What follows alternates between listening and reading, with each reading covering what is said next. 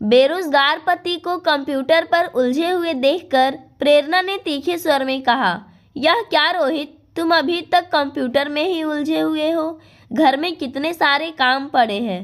Computer में उलझा नहीं हूँ, काम कर रहा हूँ। रोहित ने भी उतने ही तीखे स्वर में उत्तर दिया था। ऐसा क्या कर रहे हो सुबह से? मैं काम पर जाते समय भी तुम्हें ऐसे ही देखकर गई थी। हर बात तुम्हें बतानी आवश्यक नहीं है और कृपया करके मेरे काम में विघ्न मत डालो। रोहित ने झिड़क दिया तो प्रेरणा चुप ना रह सकी। बताने को है भी क्या तुम्हारे पास? दिन भर बैठकर कंप्यूटर पर गेम खेलते रहते हो, काम धंधा तो कुछ है नहीं। मुझे तो लगता है कि तुम काम करना ही नहीं चाहते। प्रयत्न करने पर तो टेढ़े कार्य भी बन जाते हैं, पर काम ढूंढने के लिए हाथ पैर चलाने पड़ते हैं, लोगों से मिलना जुलना पड़ता है। अच्छा, तो अब तुम मुझे बताओगी कि काम ढूंढने के लिए मुझे क्या करना चाहिए? ठीक कहा तुमने। मैं होती कौन हूँ तुमसे कुछ कहने वाली? मैं तो केवल घर बाहर पीसने के लिए हूँ। बाहर काम करके लौटती हूँ तो घर वैसे का वैसा पड़ा मिलता है। ओह, मैं तो भूल ही गया था कि अब तुम ही तो घर की कमाऊ सदस्य हो। मुझे तो सुबह उठते ही तुम्हें साष्टांग प्रणाम करना चाहिए और हर समय तुम्हारी सेवा में तत्पर रहना चाहिए। मैं अपनी तरफ से भरसक प्रयत्न कर भी रहा हूँ कि महारानी जी को कोई कष्ट ना पहुँचे, फिर भी कोई कोरक्षर रह जाए तो क्षमा प्रार्थी हूँ। रोहित का व्यंग्यपूर्ण स्वर सुनकर छटपटा गई थी प्रेरणा। क्यों इस प्रकार शब्द बानों के प्रयोग से मुझे छलनी करते हो रोहित? अब तो यह तनाव मेरी सहन शक्ति को चुनौती देने लगा है। कहते कहते प्रेरणा रो पड़ी थी।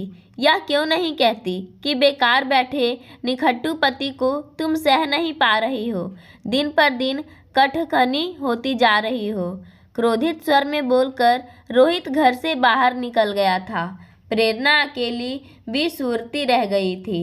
माता पिता को आपस में तूतू मैमै करते देख दोनों बच्चे प्रमोद और मेघा अपनी किताबें खोलकर बैठ गए थे और कनखियों से एक दूसरे को देखकर इशारों से बात कर रहे थे। शीघ्र ही इशारों का स्थान फुसफुसाहटों में ले लिया था। मम्मी बहुत गंदी है। घर में घुसते ही पापा पर बरस पड़ी। पापा कितना भी काम करे, मम्मी उन्हें चैन से रहने ही नहीं देती। मेघा ने अपना मत व्यक्त किया था। मम्मी नहीं, पापा ही गंदे हैं। घर में काम करने से कुछ नहीं होता, बाहर जाकर काम करने से पैसा मिलता है और उसी से घर चलता है। मम्मी बाहर काम ना करे तो हम सब भूखे मर जाए।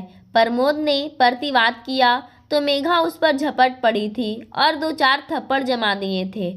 फिर तो ऐसा महाभारत मचा कि दोनों के रोने बिलखने पर ही समाप्त हुआ। कोहराम सुनकर प्रेरणा दौड़ी आई थी। वह पहले से ही भरी बैठी थी। उसने दोनों बच्चों की धुनाई कर दी और उनका कनरुदन धीरे धीरे शिशकियों में बदल गया था। प्रेरणा बच्चों को मार पीट कर देर तक शून्य में ताकती रही थी, जबकि चारों ओर फैला अस्त व्यस्त सा उसका घर उसे मुंह चिढ़ा रहा था। मेरे हंसते खेलते घर को ना जाने किसकी नज़र लग गई, उसने सोचा और फफक उठी। कभी वह स्वयं को संसार की सबसे भाग्यशाली स्त्री समझती थी, लेकिन आर्थिक मंदी के कारण 6 माह पूर्व रोहित की नौकरी क्या गई, घर की सुख शांति को ग्रहण ही लग गया था। वहीं से प्रारंभ हुआ था उनकी मुसीबतों का सिलसिला। 80,000 प्रति माह कमाने वाले व्यक्ति के बेरोजगार हो जाने का क्या मतलब होता है, यह रोहित को कुछ ही दिनों में पता चल गया था। जो नौकरी प्रेरणा ने शौकिया प्रारंभ की थी, इस आड़े वक्त में वही जीवन संबल बन गई थी। ना चाहते हुए भी उसे अनेक कठोर फैसले लेने पड़े थे।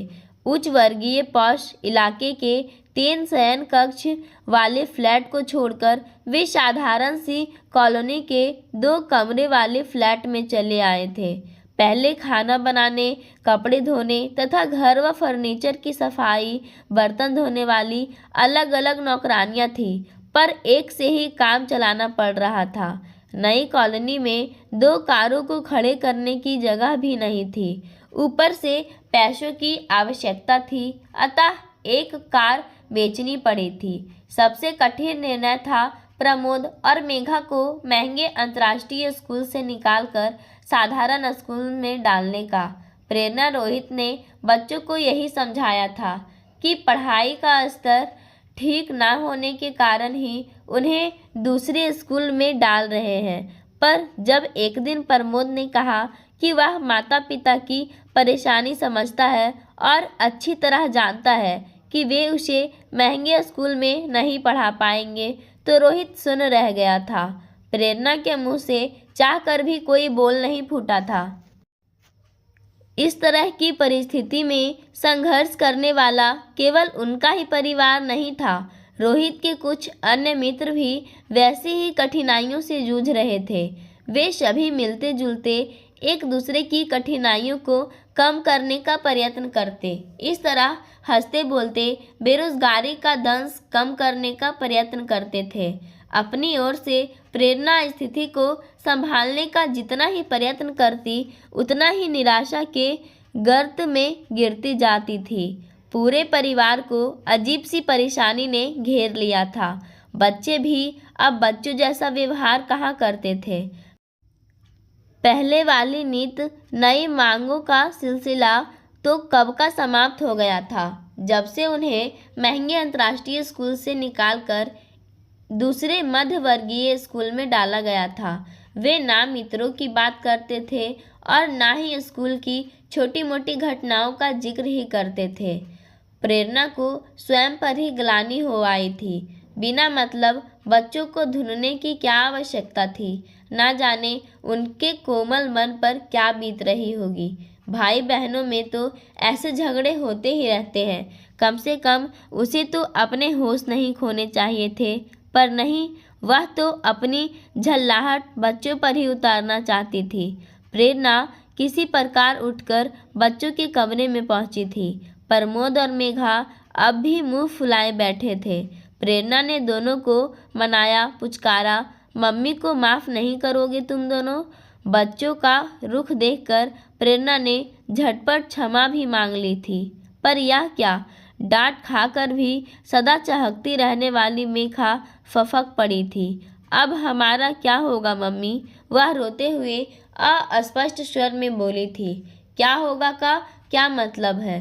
और ऐसी बात तुम्हारे दिमाग में आई कैसे? पापा की नौकरी चली गई मम्मी, अब आप उन्हें छोड़ दोगी ना? मेघा ने भोले स्वर में पूछा था। क्या? किसने कहा यह सब? ना जाने क्या उल-जलूल बातें सोचते रहते हो तुम दोनों।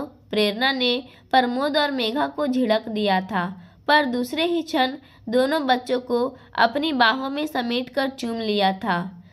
हम सबका परिवार है यह, ऐसी बातों से कोई किसी से अलग नहीं होता। हम सब का बंधन अटूट है। पापा की नौकरी चली गई तो क्या हुआ, दूसरी मिल जाएगी।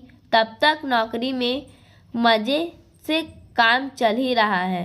कहाँ काम चल रहा है मम्मी? मेरे सभी मित्र यही कहते हैं कि अब हम गरीब हो गए हैं, तभी तो प्रगति इंटरनेशनल को छोड़कर हमें मॉडर्न स्कूल में दाखिला लेना पड़ा।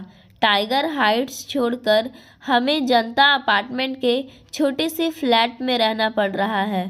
प्रमोद उदास स्वर में बोला तो प्रेरणा सुन रह गई थी। ऐसा नहीं है बेटे, तुम्हारे पुराने स्कूल में ढंग से पढ़ाई नहीं होती थी, इसीलिए उसे बदलना पड़ा। प्रेरणा ने समझाना चाहा था, पर अपने स्वर पर उसे स्वयं ही विश्वास नहीं हो रहा था। बच्चे छोटे अवश्य हैं, पर उन्हें बातों में उलझाना बच्चों का खेल नहीं था। कुछ ही देर में बच्चे अपना गृह कार्य समाप्त कर खा पी कर सो गए थे, पर प्रेरणा रोहित की प्रतीक्षा में बैठे हुए ऊँघने लगी थी। रात के 11 बज गए तो उसने मोबाइल उठाकर रोहित से संपर्क करने का प्रयत्न किया था। घर से रूठ कर गए हैं तो मनाना तो पड़ेगा ही, पर नंबर मिलाते ही खाने की मेज पर रखा रोहित का फ़ोन बजने लगा था। तो महाशय फ़ोन यहीं छोड़ गए हैं। इतना गैर जिम्मेदार तो रोहित कभी नहीं थे। क्या बेरोजगारी मनुष्य के व्यक्तित्व को इस तरह बदल देती है? कब तक आंखें पसारे बैठी रहे वह रोहित के लिए? कल ऑफिस भी जाना है। इसी उहापोह में कब उसकी आंख लग गई थी पता ही नहीं चला था। दीवार घड़ी में 12 घंटे का शर सुनकर वह चौंक कर उठ बैठी थी। घबराकर उसने रोहित के मित्रों से संपर्क साधा था। कौन? काव्या। प्रेरणा ने रोहित के मित्र सूरज के यहाँ फ़ोन किया तो फ़ोन उसकी पत्नी काव्या ने उठाया था। हाँ प्रेरणा, कहो कैसी हो? सॉरी काव्या, इतनी रात गए तुम्हें तकलीफ़ दी, पर शाम 6 बजे के गए। रोहित अभी तक घर नहीं लौटे हैं। तुम्हारे यहाँ आए थे क्या? कैसी तकलीफ़ प्रेरणा? आज तो लगता है सारी रात आंखों में ही कटेगी। रोहित आए थे यहाँ। रोहित और सूरज ने साथ चाय पी। गपशप चल रही थी कि शैलेंद्र की पत्नी का फ़ोन आ गया कि शैलेंद्र ने फांसी लगाकर आत्महत्या कर ली है। दोनों साथ ही शैलेंद्र के यहाँ गए हैं, पर उन्हें तुम्हें फ़ोन तो करना चाहिए था। रोहित अपना मोबाइल घर ही भूल गए हैं, पर शैलेंद्र जैसा व्यक्ति ऐसा कदम भी उठा सकता है, मैं तो सोच भी नहीं सकती थी। हुआ क्या था? पता नहीं। सूरज का फ़ोन आया था कि शैलेंद्र और उसकी पत्नी में सब्जी लाने को लेकर तीखी झड़प हुई थी। उसके बाद वह तो पास के ही स्टोर में सब्जी लेने चली गई और शैलेंद्र ने यह कांड कर डाला। काव्या ने बताया था। हाय राम, इतनी सी बात पर जान दे दी। बात इतनी सी कहाँ है प्रेरणा? ये लोग तो आकाश से सीधे जमीन पर गिरे हैं। छोटी सी बात भी इन्हें तीर की तरह लगती है, पर इन्होंने एक दूसरे को सहारा देने के लिए संगठन बनाया हुआ है। कैसा संगठन और कैसा सहारा? जब अपनी ही समस्या नहीं समझती तो दूसरों की क्या सुलझाएंगे? काव्या लगभग रो ही पड़ी थी। सूरज भैया फिर भी तकदीर वाले हैं कि शीघ्र ही दूसरी नौकरी मिल गई। प्रेरणा के शब्द काव्या को तीर की तरह चुभे थे। तुमसे क्या छिपाना प्रेरणा? सूरज के चाचा जी की फैक्ट्री है। पहले से 1/3 वेतन पर दिन रात जुटे रहते हैं। ऐसा समय भी देखना पड़ेगा, कभी सोचा ना था। प्रेरणा ने फ़ोन रख दिया था। प्रेरणा की चिंता की सीमा ना थी। इतनी सी बात पर शैलेंद्र ने यह क्या कर डाला? अपनी पत्नी और बच्चे के बारे में भी नहीं सोचा। प्रेरणा पूरी रात सो नहीं सकी थी। उसके और रोहित के बीच भी तो आए दिन झगड़े होते रहते हैं। वह तो दिन भर ऑफिस में रहती है और रोहित अकेला घर में। उससे आगे तो वह सोच भी नहीं सकी और फफक कर रो पड़ी थी। रोहित लगभग 10 बजे घर लौटे थे। यह क्या है? कल 6 बजे घर से निकलकर अब घर लौटे हो, एक फ़ोन तक नहीं किया। प्रेरणा ने देखते ही उलाहना दिया था।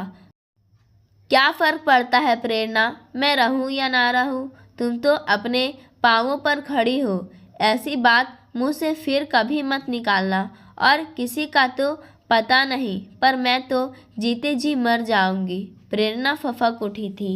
यह संसार ऐसे ही चलता रहता है प्रेरणा। देखो ना, शैलेंद्र हमें छोड़कर चला गया, पर संसार अपनी ही गति से चल रहा है। ना शैलेंद्र के जाने का दुख है और ना ही उसके लिए किसी की आंखों में 2 आंसू। रोहित रो पड़ा था। पहली बार प्रेरणा ने रोहित को इस तरह बेहाल देखा था। वह बच्चों के सामने ही फूट फूट कर रो रहा था। प्रेरणा उसे अंदर लिवा ले गई थी। प्रमोद और मेघा आश्चर्यचकित से खड़े रह गए थे। तुम दोनों यहीं बैठो, मैं चाय बना लाती हूँ।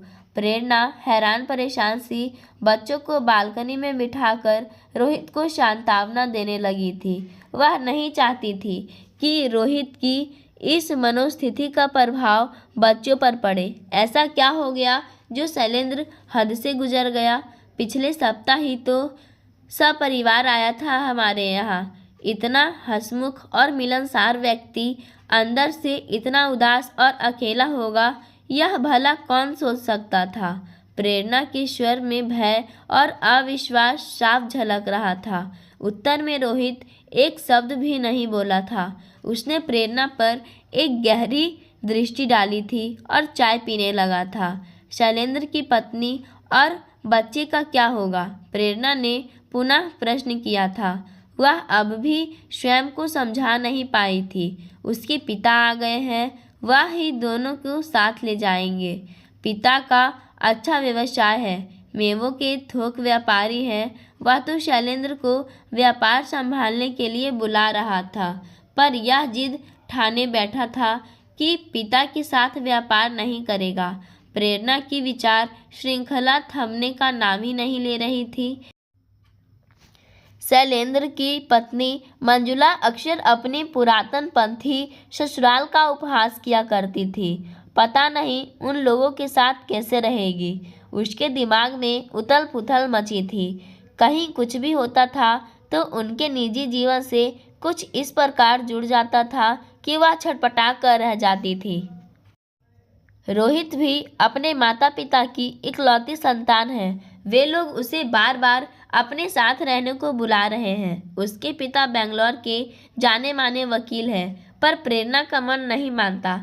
ना जाने क्यों उसे लगता है कि वहां जाने से उसकी स्वतंत्रता का हनन होगा। धीरे धीरे जीवन ढर्रे पर आने लगा था। केवल एक अंतर आ गया था।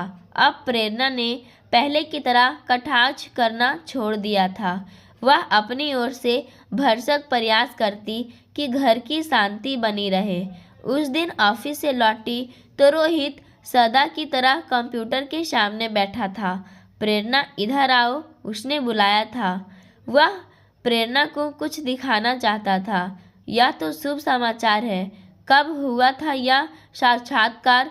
तुमने तो कुछ बताया ही नहीं। प्रेरणा कंप्यूटर स्क्रीन पर एक जानी मानी कंपनी द्वारा रोहित का नियुक्ति पत्र देखकर प्रसन्नता से उछल पड़ी थी। इतना खुश होने जैसा कुछ नहीं है। एक तो वह आधे से भी कम वेतन देंगे, दूसरे मुझे बेंगलोर जाकर रहना पड़ेगा। यहाँ नोएडा में उनका छोटा सा ऑफिस है अवश्य, पर मुझे उनके मुख्यालय में रहना पड़ेगा।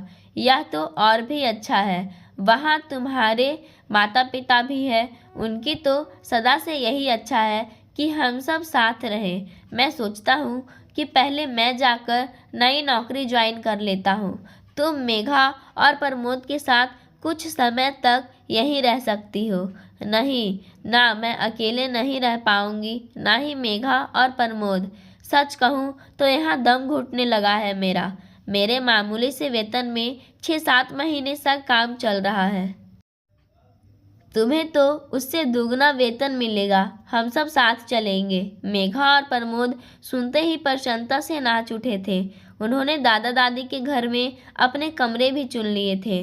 रोहित के माता पिता तो फोन सुनते ही झूम उठे थे। वर्षों बाद कोई शुभ समाचार सुनने को मिला है, उसकी माँ भरे गले से बोली थी और आशीर्वादों की झड़ी लगा दी थी। पर तुम्हारी स्वतंत्रता का क्या होगा? फोन रखते ही रोहित ने प्रश्न किया था। इतनी स्वार्थी भी नहीं हूँ कि मैं केवल अपने ही संबंध में सोचूं। तुमने साथ दिया तो मैं भी सबके खिले चेहरे देखकर समझौता कर लूँगी। समझौता?